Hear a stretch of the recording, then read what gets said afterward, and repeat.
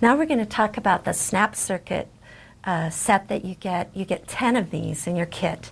And but you only get one of these yes, because we don't want you to have the kids do a recipe. We want them to discover and try things out. I love that you threw that away. We wouldn't want that. So we recommend that you set up this configuration here so that it'll be easier at first for the kids to try things with it.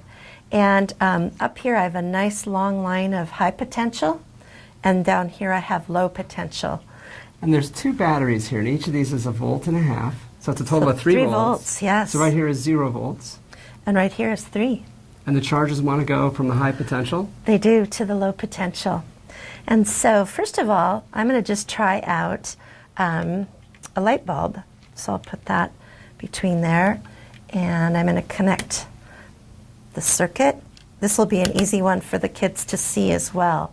They have a circuit, and voila, we have light. It's very nice. And so the chargers are going from the high potential to the low potential, and we're extracting a little bit of work from them on the way. We you are. want to pass through? Oh yeah, it's going to cost you. Oh yes. All right, so now. Wait a minute, there's a piece in that circuit. Oh, there is. We have a switch here too. We left it closed on, but if I break the circuit and No turn circuit, it off, no charge. right? I think that was a Bob Marley song, wasn't it? I think so. Okay, yeah. If we could only be playing it right now, that would be great. So now I think I want to add something else into the circuit and see what happens to the light bulb. And this is the kind of free play that we really hope that the kids will do. So let's see, I might put this over here, and even having them just work with it and moving things around is kind of fun. And we have these little one position snap pieces so that you can have a good connection. Now right now, there's something wrong with this circuit. It is not a circuit. It's not a circuit. So I'm going to add, oh it is, so I'm going to add this piece. And wow, the motor is spinning. You can see that. The light bulb is lit, but not as bright as before. Not as bright. And this is a great thing for the kids to see because like, oh, now you're making those charges do work to turn the motor and do work to charge the light bulb, but they've only got so much energy, so. That is true. And what happens if I fly that off and stop the motor? Oh no, that was kind of cool. So now when the motor's not moving, the energy is going to the light bulb. When the motor's moving full speed. Oh, no, it's not going at all. That's very now interesting. The energy is going to the motor. But this is kind of cool. If we have the fan here, on here, now the fan's not spinning as fast, and so some of the energy is going here. But some is going to the light bulb. That is so interesting. Is it working somewhat like a resistor then? Or just slowing it down? It is. Basically, it's just some of the energy gets deposited here and some of it gets here, and there's just not enough left for the light bulb. But if I keep the motor from turning, no energy in the motor, all the energy is in the light bulb. And again, we're going from high potential to low potential. And if I let this spin full speed, the circuit. All the energy goes to the motor. Wow. And so there's nothing left for the poor little light bulb. That's pretty sad. Right. I love it. So is there something you'd like to Oh, Brian? heavens, Betsy, yes. The first thing when you give these to kids, they're going to want to do is they're going to want to run these little integrated circuit chips, totally. And we've been playing with these.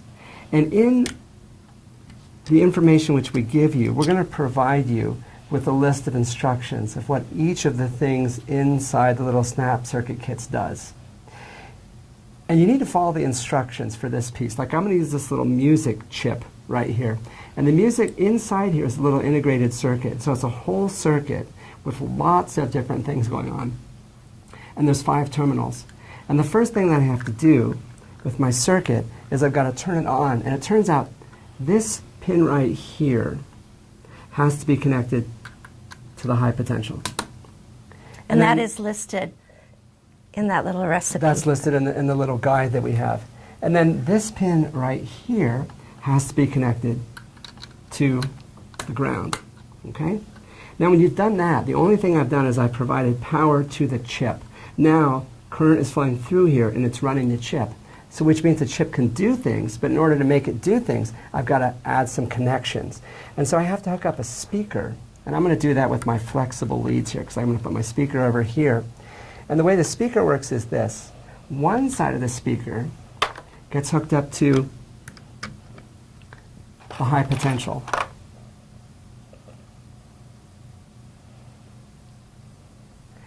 And the other side of the speaker gets hooked up to this terminal over here, and it works like a current sink. So right now, charges would like to flow through the speaker, but they can't because it's not a complete circuit.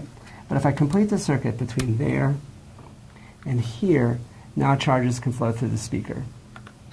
And so what will happen is charges will flow through the speaker and it will do something. And it will if I tell the circuit to let that happen. And the way I tell the circuit to let that happen is this. I'm going to connect a wire here. So this is now at a high potential.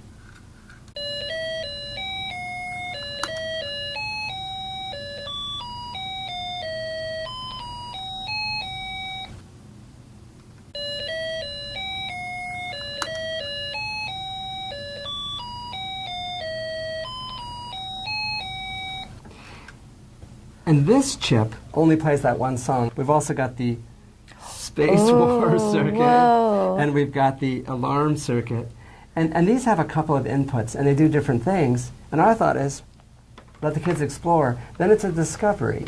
And we like to have that element be part of anything we have the kids do with Little Shop of Physics, an element of discovery where they're finding something out for themselves. And as a matter of fact, I don't know everything these circuits do. Every time we work with them, we find out something new. For instance, on this chip, it's got two little connections where you can connect up to make it go. And this one only plays when the connection is made. And you can also, with this one, you can use other elements with it. For instance, there's a little sensor right here, which is a light sensor. This will pass a current when light shines on it. But if no light is shining on it,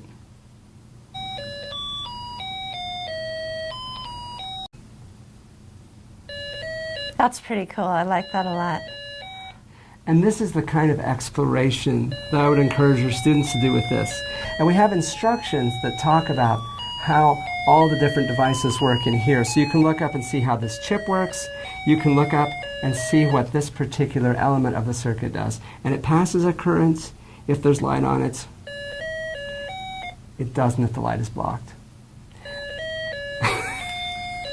And that's a good finish for all your activities about electricity. It's free play where the kids are building some circuits that actually do things, but it connects back to the piece we started with, which is that it's all about positives and negatives. And if I pull the charges apart, they want to go back from the high potential down to the low potential. So it relates back to everything we talked about It does, at and the start. having the complete circuit. And you have to have a complete circuit for that Yes. to happen. And so we've made a connection all the way from Scotch tape back to circuits. I love it. Thanks very much.